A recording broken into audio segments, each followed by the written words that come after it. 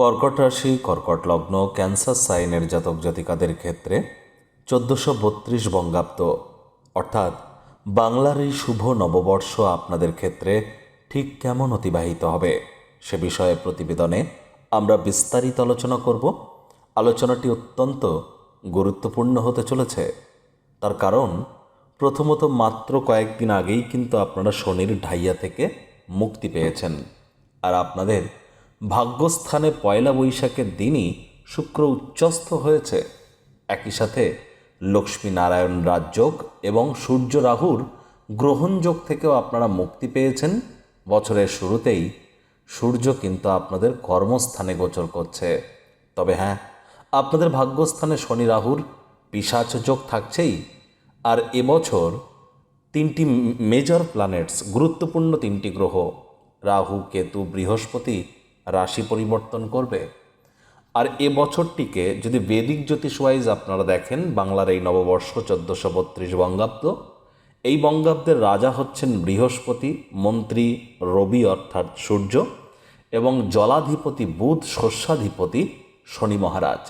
সংখ্যাতত্ত্ববিদ্যা অনুযায়ী যদি দেখেন 1432কে যোগ করে দেখুন, করার পর সিঙ্গেল ডিজিটে আসুন, দেখবেন নাম্বার 1 আসবে, অর্থাৎ 1 + 4 + 3 + 2 = 10, দ্যাট মিন্স 1 + 0 = 1। অর্থাৎ সংখ্যাতত্ত্ববিদ্যা অনুযায়ী এ বছরটির অধিপতি হচ্ছেন সূর্য। স্কিপ না করে পুরোটাই শুনবেন যদি ভিডিওটির প্রকৃত মর্মার্থ আপনারা উপলব্ধি করতে চান। প্ল্যানেটারি ট্রানজিটের চার্ট ধরে আপনাদের জীবনের মোরাললেস প্রতিটি ক্ষেত্র নিয়ে আলোচনা করব। পরিশেষে যেমন প্রতিকার নিয়ে আলোচনায় থাকি তেমনটি তো আছেই। আলোচনাটি ইন জেনারেল প্রেডিকশন হবে, অর্থাৎ এই পৃথিবীতে যতজন কর্কট রাশির জাতক জাতিকা আছেন তাদের প্রত্যেকের জন্য। আপনি যদি চান আপনার ব্যক্তিগত ন্যাটাল চার্ট বা জন্মছকের সাথে সাথে বর্তমান প্ল্যানেটারি ট্রানজিটের চার্ট বা গ্রহগত গোচরের ছককে একসাথে কম্বাইন করিয়ে 100% অথেন্টিক পার্সোনাল বা ব্যক্তিগত গণনা এনি টাইম আমাদের দ্বারাই করাতেই পারেন। এর জন্য স্ক্রিনে আমরা নাম্বার দিয়ে থাকি। ফেস টু ফেস শনিবার রবিবার অফিসে এসে সাক্ষাৎ করতে পারেন বা by phone any time consultancy আপনারা নিতেই পারেন। তো চলুন আলোচনায় প্রবেশ করা যাক। কর্কট রাশি, কর্কট লগ্ন, ক্যান্সার সাইনের জাতক জাতিকারা কালপুরুষের রাশি চক্র অনুযায়ী চতুর্থতম রাশির আন্ডারে আপনারা পড়েন। আপনাদের রাশির অধিপতি চন্দ্র। আর স্ক্রিনে আপনারা যে চার্টটি দেখতে পাচ্ছেন, এটি কর্কট রাশির জাতক জাতিকাদের 2025 সালের 15ই এপ্রিল অর্থাৎ পয়লা বৈশাখ 1432 বঙ্গাব্দে আপনাদের গ্রহগত গোচরের ছক ঠিক এমনটিই দেখাবে। আপনাদের ফার্স্ট হাউসে মঙ্গল নিচস্থ হয়ে কেতু আপনাদের কোথায় অবস্থান করছে? থার্ড হাউসে। তবে এই কেতুই কিন্তু 18ই মে প্রবেশ করে যাবে আপনাদের সেকেন্ড হাউস, পরিবার, বাণী এবং অর্থের ভাবে। আপনাদের ভাগ্যস্থানে বুধ শুক্রের লক্ষ্মীনারায়ণ রাজযোগ, বুধ রাহুর জড়ত্ব যোগ এবং এখানে শনি রাহুর পিশাচ যোগ আমরা পরিলক্ষিত করছি। শুক্র ঠিক পয়লা বৈশাখের দিনে কিন্তু মার্গী হয়ে এখানে উচ্চস্থ হয়েছেন।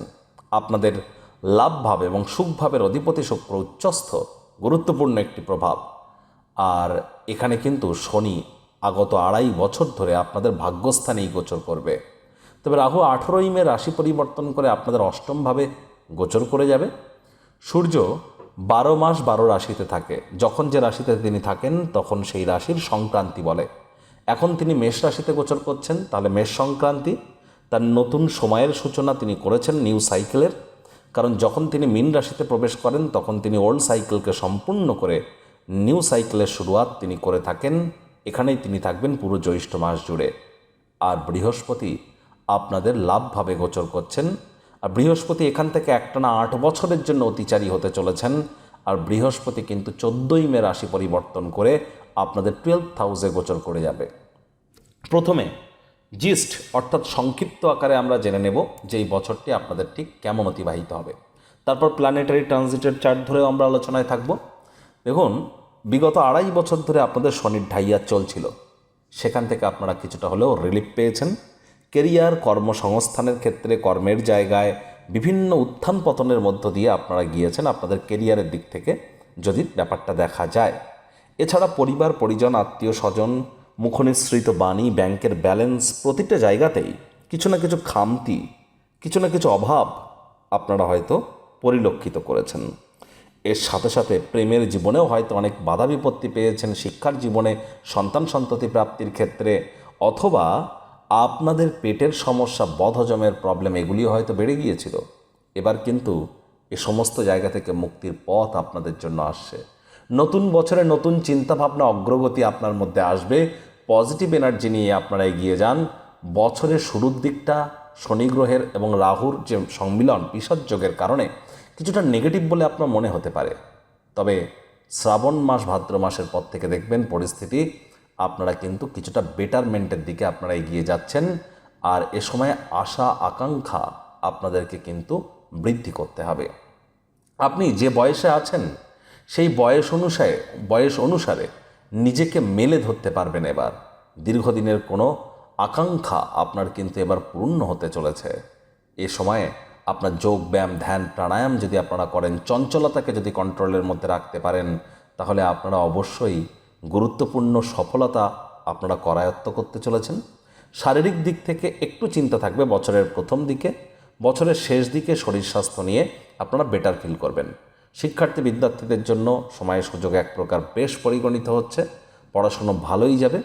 প্রেমের জীবন, ভালোবাসার জীবনে এবছর যারা এখনও প্রেমে পড়েননি তাদের জীবনে স্বপ্নের নারী পুরুষের আগমন ঘটতেই পারে।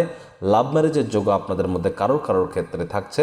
আবার অনেকের বন্ধুত্ব কিন্তু এ সময় সম্পর্কের রূপ কিন্তু নিতেই পারে। কোনো বন্ধু বা বান্ধবী আপনার জীবনে অঙ্গীকারবদ্ধ কিন্তু হতে চলেছে।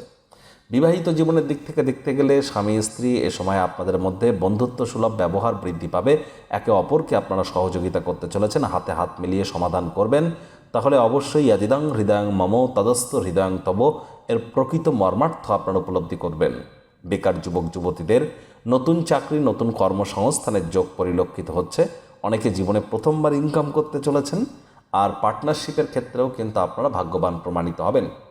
এ সময়ে আপনাদের নিজস্ব প্রফেশনের দিকে একটু মনোযোগী কিন্তু হতে হবে এবছর।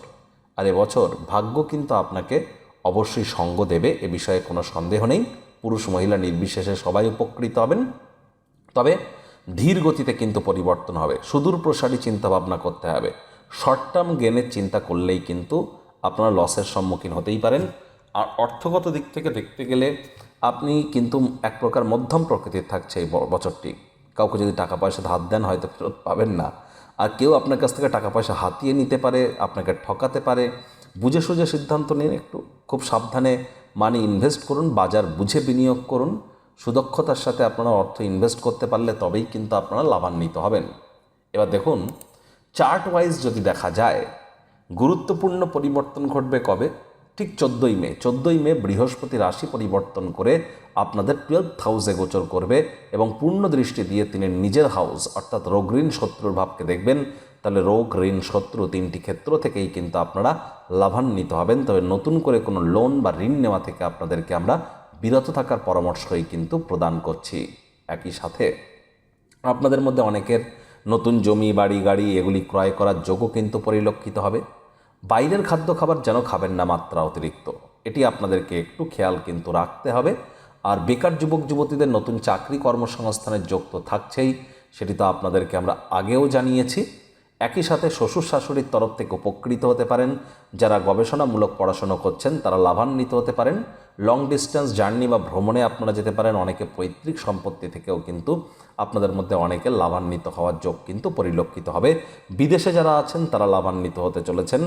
সরকারি চাকরিজীবী বা রাজনীতিবিদ বা পলিটিশিয়ান যারা আছেন, আপনারা হয়তো বিভিন্ন সমস্যার সম্মুখীন হচ্ছিলেন বিগত প্রায় 1-1.5 মাস ধরে।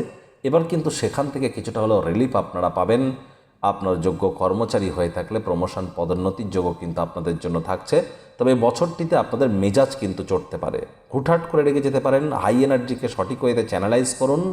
যোগব্যায়াম, ধ্যান, প্রাণায়ামের সাহায্য শুধু নিলেই হবে না, এ সময় কিন্তু আপনাদের শরীরের ঘাম ঝরাতে হবে, তবেই উপকৃত হবেন।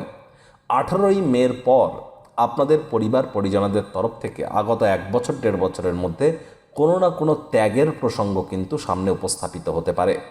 এর সাথে সাথে খরচের মাত্রাও একটু বৃদ্ধি পেতে পারে, সাবধান থাকতে হবে। সাবধানে গাড়ি ঘোড়া চালাতে হবে, শরীরে চোটাঘাত লাগতেই পারে। অনেক কর্কট রাশির জাতক জাতিকা যারা বিদেশ যাত্রার স্বপ্ন দেখছিলেন আগত 1.5 বছরের মধ্যে, আপনাদের সেই স্বপ্ন কিন্তু পূরণ হওয়ার যোগও আমরা পরিলক্ষিত করছি। মায়ের শরীর স্বাস্থ্যের দিকে নজর দিন। নিজের যদি শরীর স্বাস্থ্যের কোনো অবনতি হয় ইমিডিয়েট চিকিৎসকের পরামর্শ আপনারা গ্রহণ করবেন। নিজে থেকে মেডিসিন কিনে যেন খেতে যাবেন না। মেডিসিনের উপরে নির্ভরশীলতা কিন্তু তাহলে আপনাদের বৃদ্ধি পেয়ে যেতে পারে। আয় ইনকাম আপনাদের 100% বাড়তে চলেছে, এই বিষয়ে কোনো সন্দেহের অবকাশ নেই। যাদের ড্রাইভার নাম্বার 4, 7 অথবা 8, অর্থাৎ যাদের যে কোনো মাস যে কোনো বছরের 4 তারিখ, 13 তারিখ, 22 তারিখ বা 31 তারিখে জন্ম, তাদের ড্রাইভার নাম্বার 4, রাহু দ্বারা প্রভাবিত আপনারা। আর যাদের ড্রাইভার নাম্বার 7 অর্থাৎ 16, 25 বা 7 তারিখে জন্ম, তাহলে কেতু দ্বারা প্রভাবিত।